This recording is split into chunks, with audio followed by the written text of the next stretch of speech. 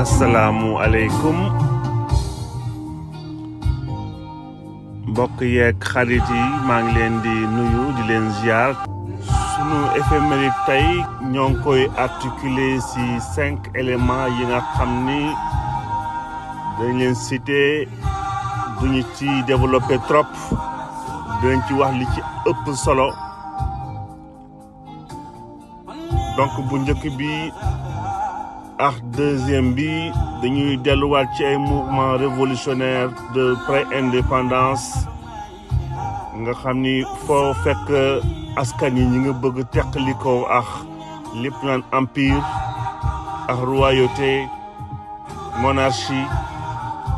donc moo tax d'ailleurs ñuy génn Sénégal balaay dikkat. donc sunu premier élément mi ñuy yóbbu ci le 26 janvier 1931 bi ñu libéré woon Mahatma Gandhi foofu ci Inde. bu ñu fa jógee dañ dem ci 26 janvier 1952 foofu ci Caire. on parle de Cairo Fire nga xam ni ay émeutes yu métti anti-britannique moo fa takkoon. bu ñu fa jógee dañ dem ci 26 janvier 1970 ci ouverture Dakar 3e session bu conseil des ministres de organisation des États riverains du fleuve Sénégal.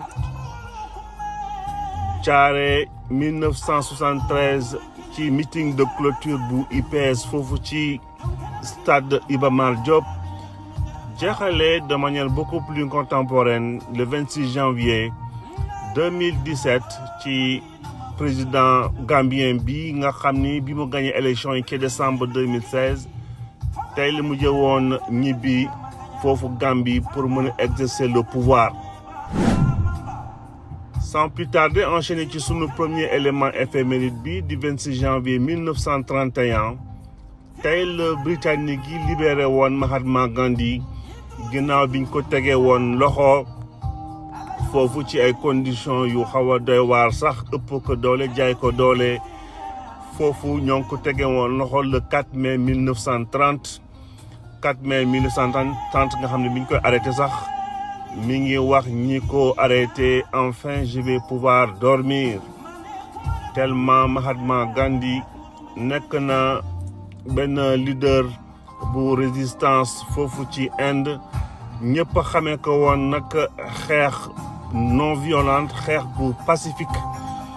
moo tax mu xawoon a jaaxal d'ailleurs ba mu may ko sax mu mucc ci ay attentats yu bëri. mu mucc aussi surtout ci résistance bi mu doon résister ak anglais yi. donc Mahatma Gandhi mu fondé woon résistance tam yëpp ci non violente comme ci grève de la faim bi nga xam ni bii moo doon permettre que mu obtenir ci empire des Indes statut d'autonomie analogue statut bi nga xam ne bii ñëpp ñu ngi koy wër jamono boobu askan yëpp ñu ngi koy wër surtout au niveau européen wala ci Canada ak Australie aussi. donc ginnaaw résultat yooyu nag xawoon na yéexandi noonu le parti bi commencé nag déclencher ay guerre déclencher ay guerre en faveur indépendance. Mahatma Gandhi ci la commencé comprendre loolu mu teg pression dans le vice-roi des Indes bi nga xam ni ñi commencé ci seen désobéissance civile nga xam ni am nañ yaakaar ne xëy na bu doon sotti dinañu mës a am seen indépendance. donc noonu la génne woon foofu mu nekkoon ci monastère am entamé d'ailleurs de manière très résumée ce qu'on appelle la marche du sel. marche du sel ba muy génn foofu nekkoon aussi benn mouvement de révolution de résistance bu mu doon def marche sur 300 kilomètres di fu mu dem ànd population ya topp ko ba mu génnee nag foofu le 15 mars 1930 naan foofu addina bi yëpp jàkkaarloo ak moom ci marche boobu commencé jaaxal puissance coloniale boobu wala boog empire bi géré woon foofu Inde yi donc marche bi nit ñi di commencé di bëri ba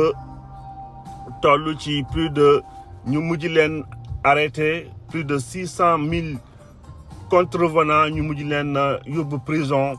noonu lañ yóbbee woon aussi prison Mahatma Gandhi le 4 mai 1930 ba noonu leen waxee sax je vais enfin me reposer tellement que dafa sonnoon ci résistance bi nga xam ni dafa guddoon trop donc noonu lañ ko arrêté woon le 4 mai 1930 tey nag le 26 janvier 1931 ginnaaw amuñu woon benn solution dëkk baa ngi yëngatu instabilité mi ngi ci endurcir foofu 26 janvier 1931 le empire britannique mujj woon libéré en vue des négociations pour génn ci seen impasse boobu moom la ñu marqué tey sunu éphéméride bu njëkk bi balaa ñuy dem Caire le 26 janvier 1952. 26 janvier 1952 on parle de Black Saturday on parle de Cairo Fire ndax ay incendie yu metti lañ fa ay tàkk-tàkk yu metti lañ fa déclenché un peu partout ci ay cinéma ci ay restaurant ci ay hôtel théâtre ay boîte de nuit ci opéra de la ville d'ailleurs noonu lañ ko attaqué noonu la ko égyptiens attaqué woon en vue de contester un jour auparavant benn lu toll ni plus de 50 de policiers juróom fukki policiers yi nga xam ni bii dañoo ñàkkoon seen bakkan ci ay xare yi amoon foofu donc en guise de représailles ou de résistance ci la ñu amoon seen mbir yooyu pour montrer wane seen naqar en même temps mi ngi coïncider ci moment boo xam ni bii royaume bi nga xam ni bii d'ailleurs jamono boobu on parlait du roi Farouk moom moo nekkoon ci nguur gi mais impuissant par rapport à la demande sociale ñëw nañ ci suñu yenn éphéméride concernant Nasser bi nga xam ni bii loolu moo ko gënoon motiver faiblesse su empire bi pour prendre en charge les préoccupations des Égyptiens ñu mel ni ñoom Nasser sax noonu la ñuy commencé yëngatu seen duggum armée ba ci seen évolution ci biir armée bi commencé wu intéressé wu à la chose politique noonu la ñu fexee woon ba wàccee nguur googu nga xam ni bi mënul woon assurer préoccupation égyptiens yi tey le 26 janvier 1952 ñu noté woon foofu justement événement bi nga xam ni bi ay incendie un peu partout la amoon foofu ci Égypte moo ñu yóbbu ci sunu troisième élément de manière un peu plus récente bon on est en 1970 li ñu naan rakkum OMVS ndax 26 janvier 1970 la nekkoon troisième session de conseil des ministres de l'organisation des États riverains du fleuve Sénégal nga xam ni bii ñoo ngi ko créé woon ci Labé ca Guinée en 1968 organisation bi nga xam ni mi ngi doon regroupé Guinée Mali Mauritanie ak Sénégal gis nañu par la suite barrage yi ci tabax muy Manantali di barrage de Diama nga xam ni moo leen doon permettre ñu mën a am une certaine maîtrise ci gestion ndox bi nga xam ni bii mi ngi tabbee foofu Guinée war a dem ci géej gi ñu war ko mën a gérer pour optimiser sunu agriculture. Au niveau politique ñu dellu si waat janvier wu politique la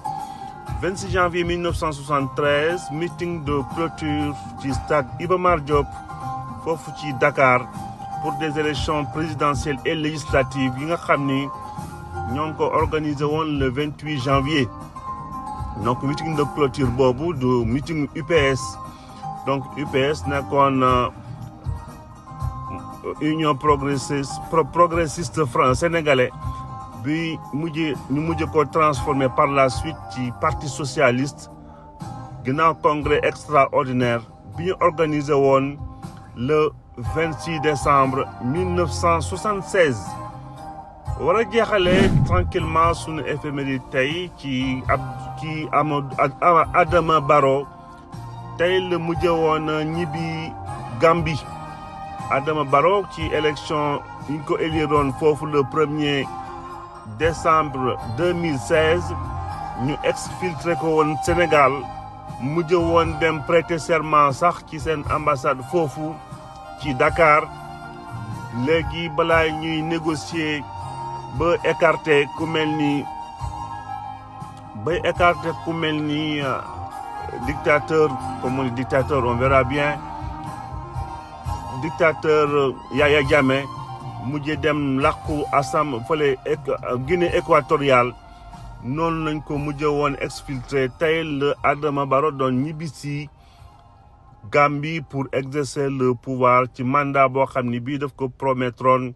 mu nekkoon un mandat unique ba tey nag mi ngi fay continuer liggéeyam xëy na il est revenu sur sa parole en tout cas tey la ñibbisi woon Gambie di jeexalee fii rek sunu éphéméride